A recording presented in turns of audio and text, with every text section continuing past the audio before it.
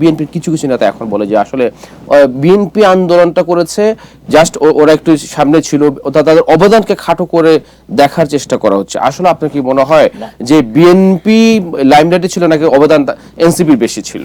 শুনেন, এটা এককভাবে কেউই কৃতিত্ব নিতে পারবে না, কারণ দেশের মানুষ সাক্ষী। দেশের মানুষ সাক্ষী। কোনো দলগতভাবে কেউ এসে এই অভিযানটা পরিচালনা করেছে এবং তারা এই কৃতিত্বটা নিবে এই বিজয়ের জন্যে, এটা স্বাভাবিক কথা না।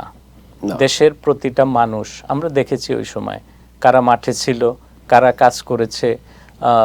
কেউ বিএনপির অবদান অস্বীকার করতে পারবে না। বড় দল হিসাবে এর কর্মী সংখ্যাও তো বেশি, অবশ্যই এর সাপোর্টারও তো বেশি।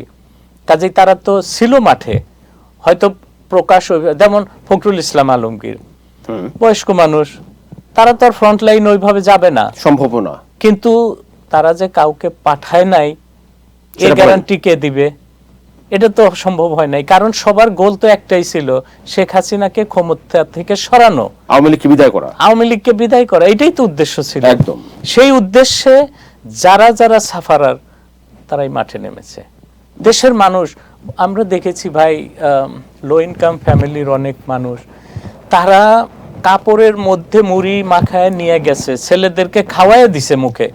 এমনও কথা শুনেছি গায়ের পশম দাঁড়িয়ে যায়, বলছে যে এইটুক খাও, না খাইলে শরীরে শক্তি পাবা কোত্থেকে। এই যে হৃদয়ের কথা, মনের কথা মানুষের।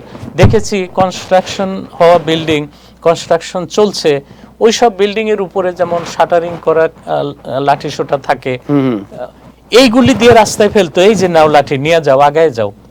আচ্ছা, এই যে মানুষগুলি আপনি যদি শুধু বলেন শিবির কাজ করেছে, জামাত ইসলাম কাজ করেছে, আজকে যারা এনসিপি করছে তারা তো ওই সময় এনসিপি ছিল না, তারাও তো বৈষম্য বিরোধী ছাত্র আন্দোলনের নেতা ছিল, তারাই একমাত্র এই কাজ করে নেতৃত্ব দিয়েছে, এটা সত্য। কিন্তু তাদের ওই 5 জন লোকই কি শেখ হাসিনাকে বিদায় করার জন্য যথেষ্ট ছিল? না।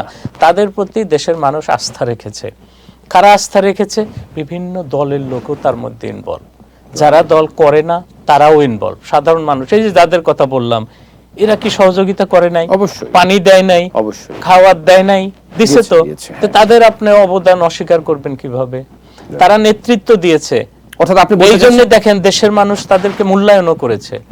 এই যে 25 বছর 26 বছর বয়স, তাদেরকে এমপি বানিয়েছে দেশের মানুষ, ভোটেই তো হয়েছে। অবশ্যই। তারা কি আসমান থেকে কোনো ওহী দ্বারা নির্বাচিত হয়েছে? এই দেশের মানুষই তাদেরকে ভোট দিছে, কারণ যারা তাদের ডাকে সাড়া দিছে তারাই তাদেরকে ভোট দিছে, কারণ জানছে যে এই ছেলেরা জীবন বাজি রেখে সামনে ছিল। তার অর্থ এই না যে পিছনে কেউ ছিল না, ছিল তো। আপামর জনসাধারণ এদেশে, শোনেন, শুধু রাজনীতিবিদরা তো আন্দোলন করতে পারে না। আন্দোলনকে সাকসেসফুল করতে হলে আপামর জনসাধারণকে মাঠে আসতে হবে, এবং এই 2024-এ আমরা ওটাই দেখেছি। যুগ যুগ ধরে এটাই হয়ে আসছে। দেশের মানুষ সামনে এসেছে। মারবে তো কয়জনকে মারবে? কম লোক তো মারে নাই, অনেক লোক মেরেছে, অনেক লোককে পঙ্গু করে দিয়েছে, চক্ষু নাই, হাত নাই, পা নাই, এমন ঘটনা তো ঘটেছে। কিন্তু এরা কারা? এরা কি বিএনপি করে? এরা কি আওয়ামী লীগ করে? এরা জামাত করে? এরা ওই এনসিপি করে? না, দেশের মানুষ আগায় এসেছে। কাজেই এইখানে আপামর জনসাধারণ সবারই অবদান আছে, এবং যারা নেতৃত্ব দিছে দেশের মানুষ তাদেরকে বয়কট করে নাই, তাদেরকে সাপোর্ট দিয়েছে। 27 বছর বয়সে এটা কোনো এক্সাম্পল আছে যে পার্লামেন্টে এরকম নেই, এতগুলো ইয়াং ম্যান আপনার সংসদে যাওয়া হয়নি। আমরা বলতে পারি আপনার কথা দিয়ে যে আপনার সবার সমন্বিত প্রচেষ্টায় আওয়ামী লীগ এবং শেখ হাসিনাকে বিদায় করা সম্ভব হয়েছে, সেটাই।